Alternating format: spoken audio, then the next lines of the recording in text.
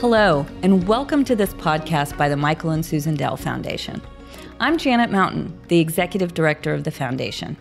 Our mission is to transform the lives of children living in urban poverty. Since our founding in Austin, Texas in 1999, we've expanded our work across the United States into India and South Africa. In today's podcast, we will be discussing one of our 8 Dell social impact principles. Take the risks your challenge deserves. Our greatest challenges require us to do things differently, to push the boundaries, and to be willing to take risks. iMerit is a company in India that exemplifies this Dell social impact principle. They connect traditionally underemployed young adults with aspirational jobs in the technology sector. So how do they do it?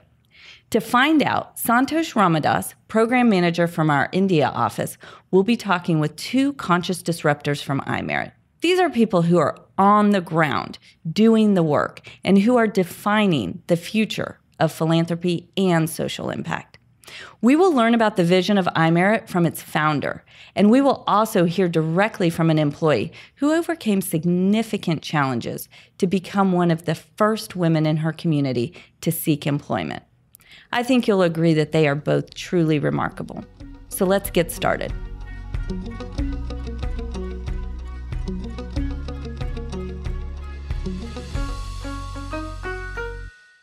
Thank you, Janet.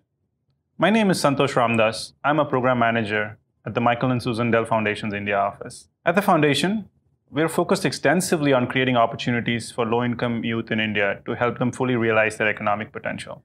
Zareen and Radha are living examples of one of our core Dell social impact principles. Take the risks your challenge deserves. Zareen and Radha, welcome.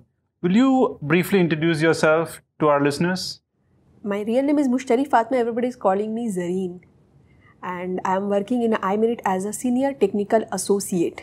I'm Radha Ramaswamy Basu. I'm founder and CEO of iMerit Technologies. It's a true delight to have you both here with us for this discussion. Zareen, could you tell us a little bit about yourself and your family? Where did you grow up? And what do your parents do for work? I am from Madhya Pradesh. It was quite conservative area. Not only my family, the area is quite conservative and they don't allow to the girl to go outside and work. So it's a challenging for me to go outside and work. And what was your education like? Where did you go to school? Did you also go to school in Madhya Pradesh? Yes, I go to the school. I actually belong to the Urdu medium school. So my English knowledge is quite little, just because Urdu is my first language. So my English is the second language. And in Anudeep, I got the opportunity to enhance our communications skills. And Anudeep is a training center? It's like as a NGO which give me the chance to learn about the communication as well as the computer, basic computer. Mm-hmm. And after that, we got the chance to work in the iMerit. So before we get there, we would love to hear a little bit more about how did you find Anudeep? Were you in school? Did a friend tell you? Were you walking down the street in Madhya Pradesh? Accidentally, when I was studying, I was going to the school. And at the bus, I saw a girl and we start talking to each other. So she told me that she is working in an office in Madhya Pradesh, and I was just shocked. In the Madhya Pradesh, just because we don't have any commercial office in the Madhya Pradesh. As I said that the Madhya Pradesh is very conservative. All the girls are working on that like as a SLAI. They are working some kind of the work in their home. They don't allow to go outside. So is there any office exist in the Madhya Pradesh? It was quite shocking for me. So I'm just curious to know, okay, where is it? What kind of the job you are doing?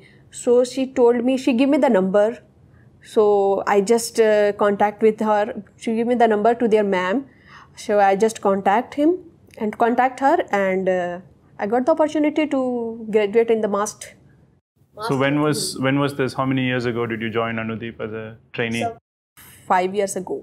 And what was your family's first response when you told your mom and dad that you're joining Anudeep? Actually, at the very first, when I told to my father and mother both, I got the opportunity to learn in the Madhya Bruce just about the basic computers and the communications. So my father is okay with that. My father told me that, okay, do whatever you want. But my mother is quite is become very much feared that nobody will allow us to go outside. You are just, you want to study, just okay, you are just study, you don't need to. But I want to study more. I want to get high study. And in the BCA, we have we need more money to finance for my education. So, my father convinced my mother, okay, if you have any questions, then I will go and see what kind of the center is there. So my father visited there at first. So he is okay with that. Like, no, it's a very, very family. They are very familiar, and only girls are there, so they are okay with that. So if you look back on the history of this, Santosh, as you know, we started with working with young women in Madhya Bruce because it is a community that actually does not, like Zareen explained, does not have their girls either educated higher education or definitely not to go to jobs. She talked about Silai. Silai is tailoring, which is what a lot of the girls in Madhya Bruce do. And so Anudeep, who is our partner, a non-profit partner, that trains in Madhya Bruce, particularly young women, in English, workplace readiness, and computer skills. I mean, look at Zareen, as you can hear her. She comes from that background from Urdu medium school and is communicating quite well with you in English. And from Anudeep then, iMerit hired the young women. And did you, and thanks Radha, this is interesting kind of context, but did you always want to get a job, Zareen, as you were in school, as you were growing up? What were your dreams? What were your aspirations? Actually, I want to do job, but I know that my family will never allow me to go outside and do some kind of the job. But this is the very big reason I want to study more. So I have a option that I want to study more and I want this and want this. So my father allows me to go outside and go the job, to complete the job. And my dream is that to become a doctor. Right now I am a doctor of computer, not the human, but it's okay for me. Well, I mean, sometimes it's understanding computers is much harder. Especially machine learning. Especially machine learning. Yes. We'll talk a little bit more about that. So I'm curious to know, why was it important for you to get a job? Why was it important for you to be employed? I'm very much ashamed that I'm very much panic. So I saw that if I want to go outside and meet new kind of the people, so I got some kind of the confidence to talk to each other. This is the one reason. Another, I want to get money, earn money. This is the another reason. At first, I just want to earn money for my higher educations. But nowadays, I'm supporting my families too. And second thing is I want to be independent. So can you tell us a little bit about how their perception has changed? When you started this conversation, you said your mother was not happy for you to go to work, and today you're supporting your family financially. They are not happy. They are not feeling happy right now. They are proud. They are feel very much proud to me, just because I am very much confident right now. And at first, I am just a girl in the house and nothing that. But nowadays, they are coming to me for any kind of the advice. We have having this kind of the situation, what kind of the do. Not only the financial help, they are come to me for the advice. So I learn how to manage the problem solving in this way. So they know the Zareens have the guts to do this kind of the things. And last year I faced issues that my father was ill and he got this heart attack. So at that time I support my family very much. And at that time, not only my family, all relations told that Zareen is the very brave girl and she managed all their stuff.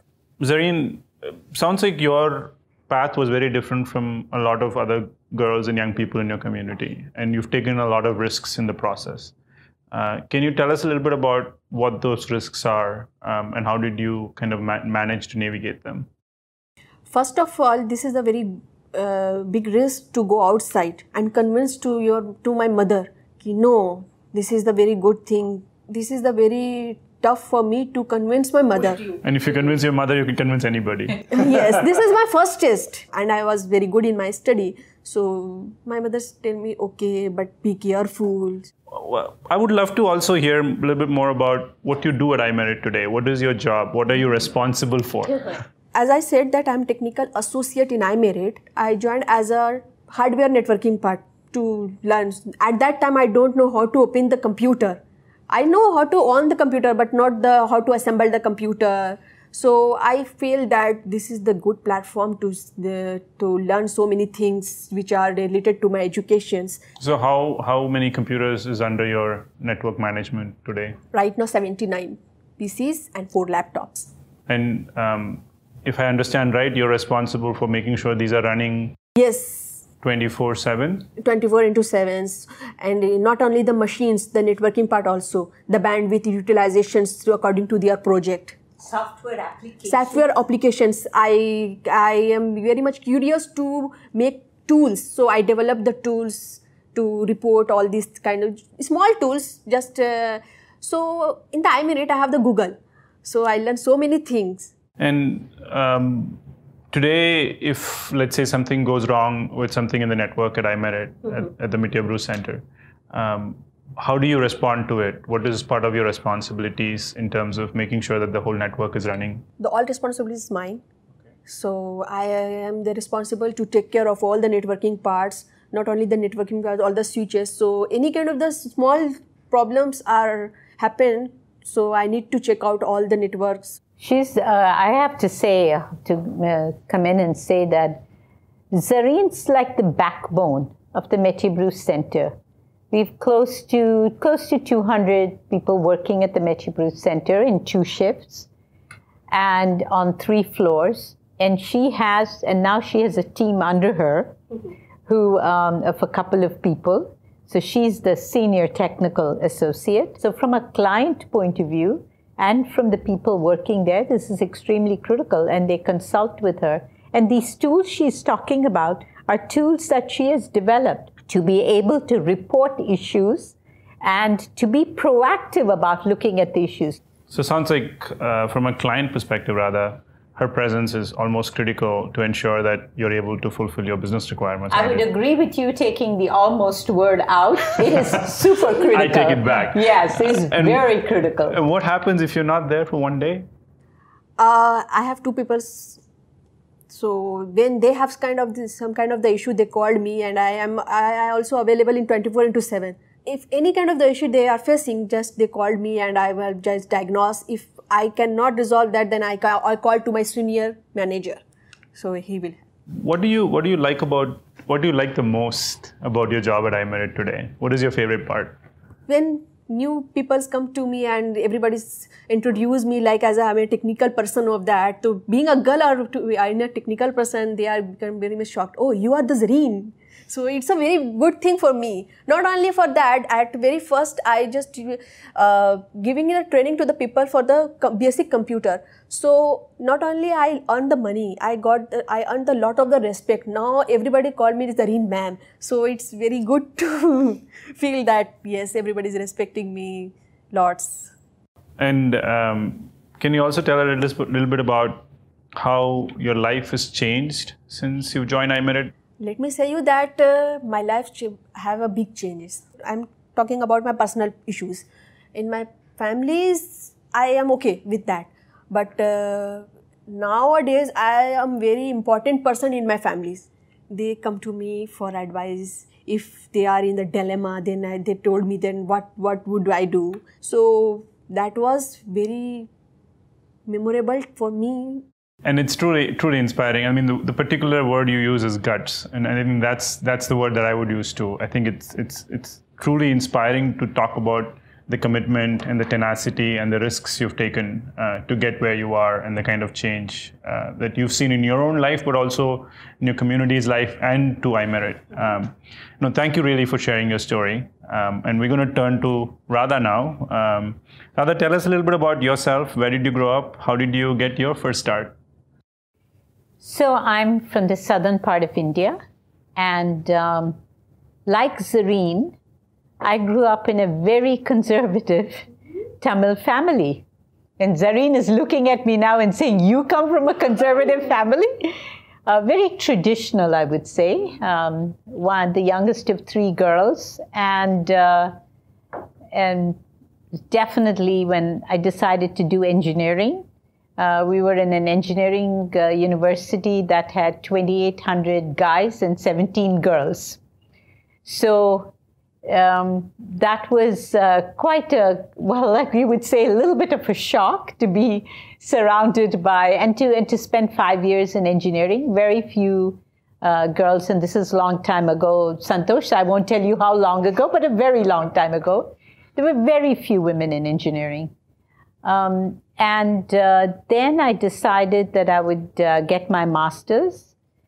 And that was another big step, because I decided that I'd heard some people talk about computer science and things like that. And I decided I would go to the US. And that was probably the biggest shock for my family, because young girls don't leave and go out to other cities, leave alone to the US.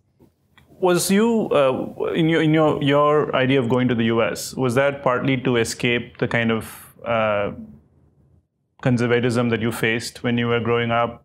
Was it a way of sort of liberating yourself and seeking more opportunity?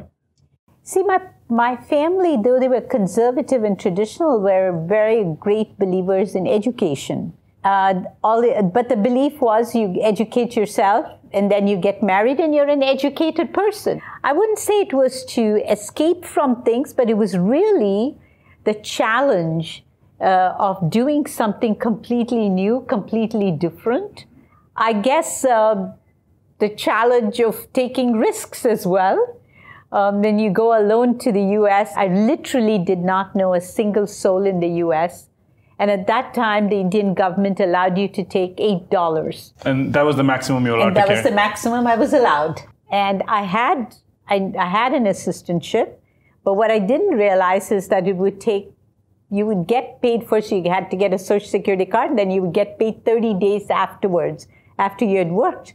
So I really learned the frugal living and how to live on $8 for a month. And but you also innovate. I mean, that was also, I think, part of, and this is what Zareen is talking about as well. When you come across a challenge, you innovate. You take the risk, and then you innovate. I do not. This is such a interesting moment, because 2008 I attended grad school in the US, 2006 to 2008, and I always had a Tupperware box in my bag, and the culture carried forward. And apparently it was a tradition where we had a network of students in the campus who would text each other anytime there was an orientation or free food in the campus. Absolutely, so and we started that off. And it became part of the international students. I headed up the International Students Union the next year. And we made it part of the orientation for the students. Carry a little container and make sure that, and nobody went hungry. Yeah. I mean, all the things you do so that, you're breaking the $8 rule, right? And then, you have had this illustrious career in the technology industry. And one day, you decide to come back to India and to Calcutta, a place you don't know that much about, and kind of start iMerit. So what is that journey? How did that inspire you to do? What was the kind of moment of obligation that sparked this move? I think journeys are develop over time. I didn't know that word entrepreneurial at that time. Silicon Valley was not so big. David Packard, who I had the immense privilege of working under David Packard. And I realized what entrepreneurship meant. And then if you start, and then as you said, starting a company, it gave a lot of experience about how you can take major challenges And with innovation, taking risks, and a can-do attitude can overcome a lot of things. One of the things I noticed was that the IT industry in India had grown to 70, 80, $100 billion. And it had created a whole burgeoning middle class of young people. But it did not touch the young people like Zareen in her community or rural youth and young women.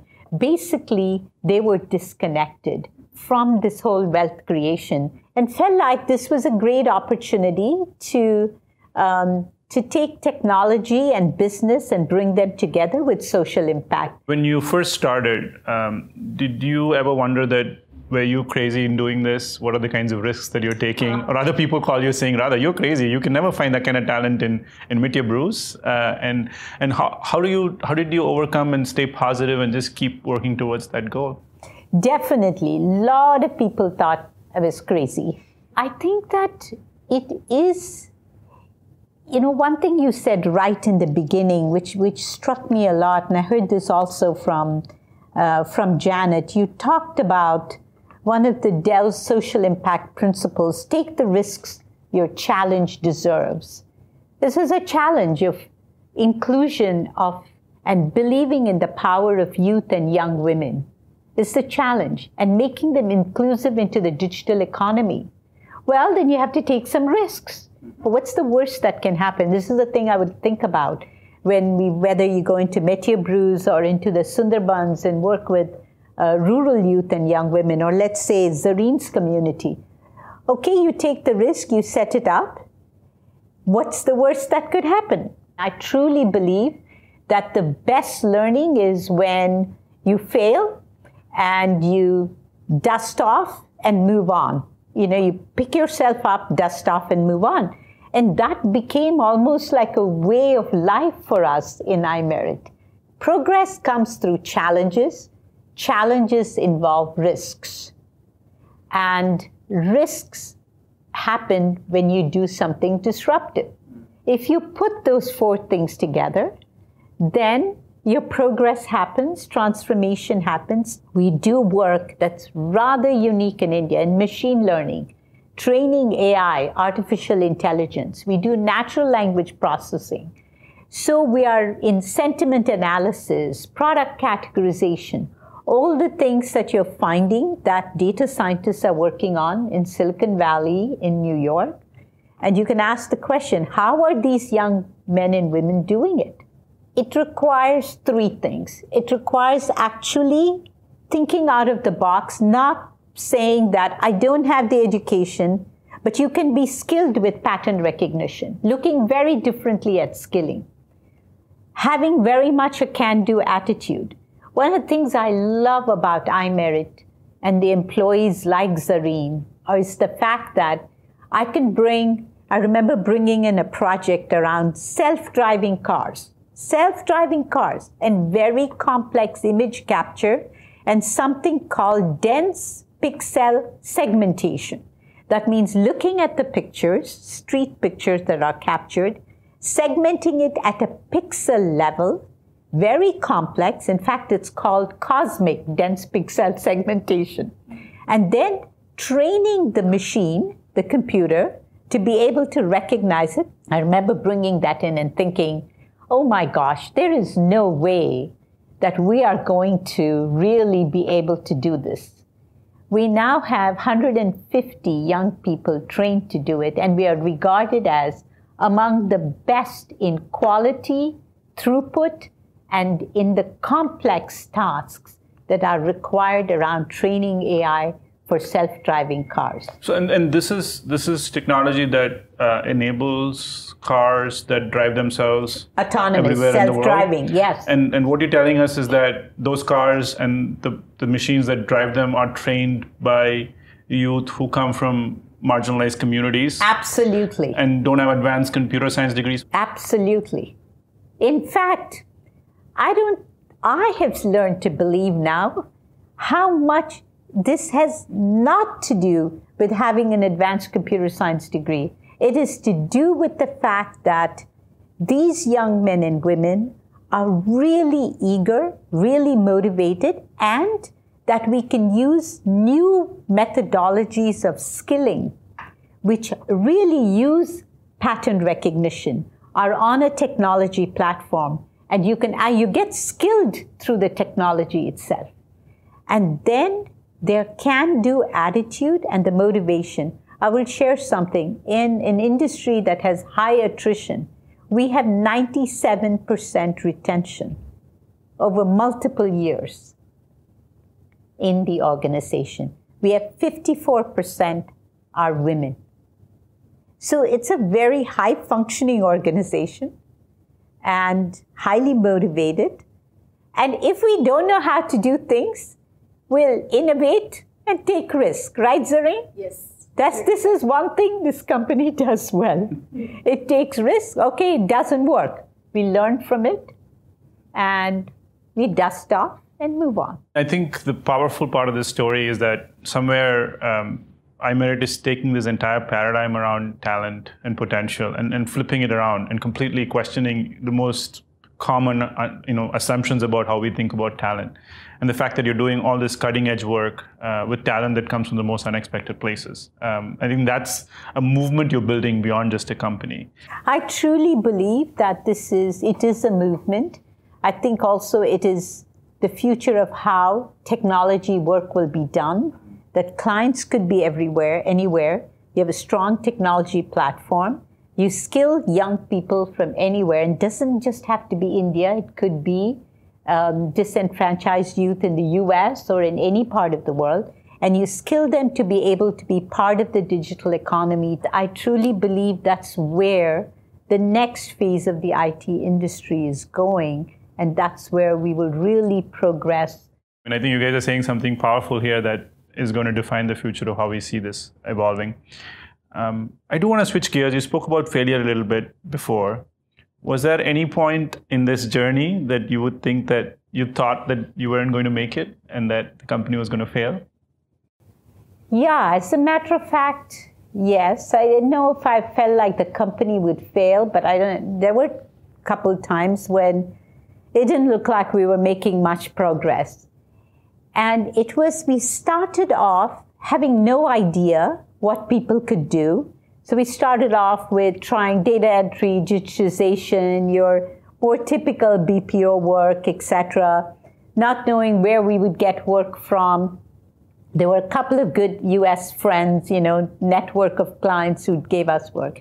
And then we started working with getting sub work from people in maybe some digital publishing and maybe HR, data processing and things.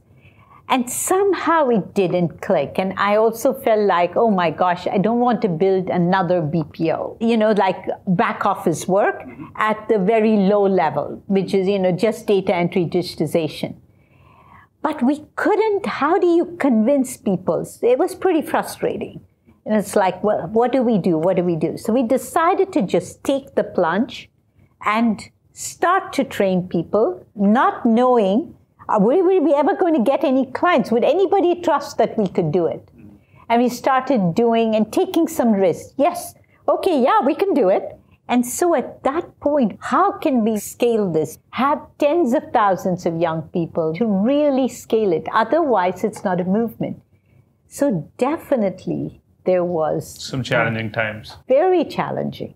And I've always been curious, how do you find the strength to just keep pushing through? Because this is not easy in any possible way, and you still manage to power through it.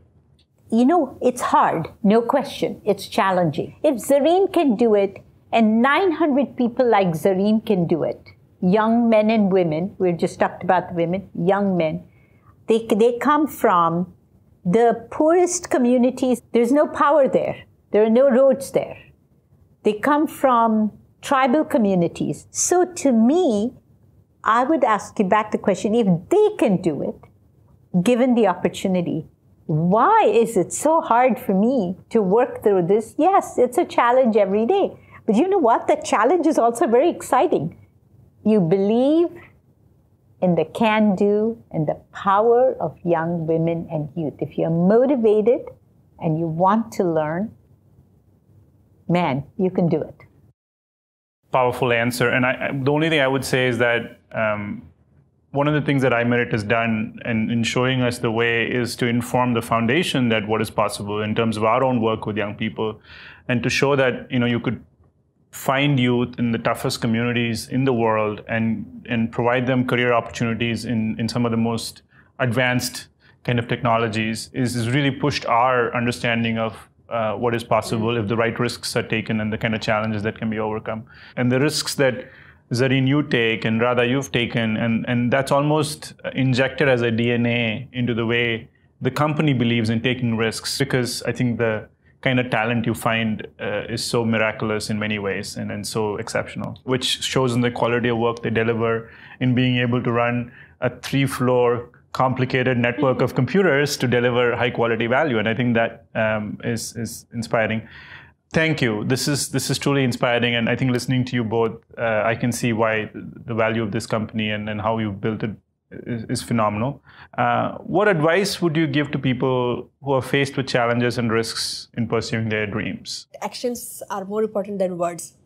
So take a risk and don't listen to any others. Just listen to yourself, take a risk, and show them that you can do it. Those are powerful words indeed. And Radha, what piece of advice do you have for people who want to make a difference in the world but don't know where to start? If you really are passionate about something, for crying out loud, go do something about it. And there will be many times that you fall.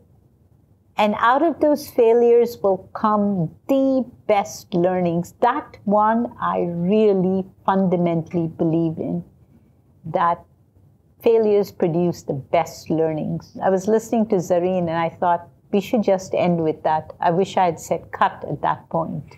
Well, thank you both for being here today.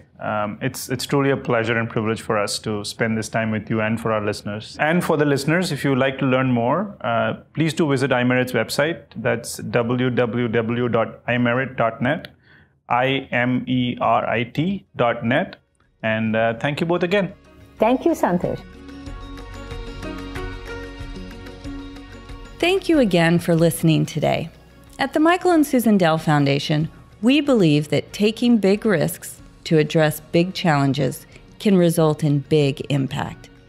To learn more about the Michael and Susan Dell Foundation, check out msdf.org.